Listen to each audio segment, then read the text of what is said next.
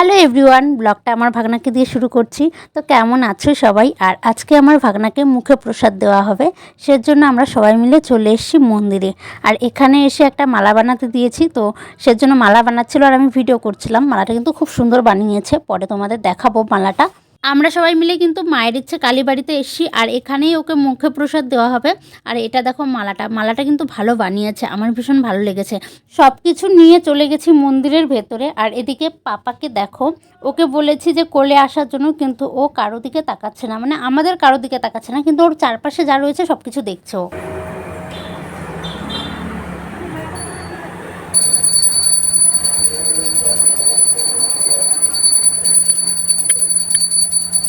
ও দেখে দেখে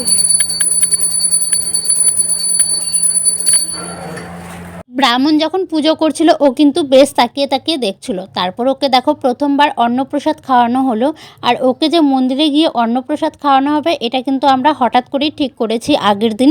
তো আগে থেকে কোনো কিছুই আমাদের ঠিকঠাক ছিল না, তো সেরকমভাবে সেজন্য আমি কোনো ভিডিও করিনি। আর মন্দিরে গিয়ে আমি ভিডিও শুরু করেছি, ওই মন্দিরে অতটুকু ভিডিওই করেছি। আর এদিকে দেখো আমার দিদি উপোস ছিল, সেজন্য গিয়ে পুজো দিয়েছে আবার পরে।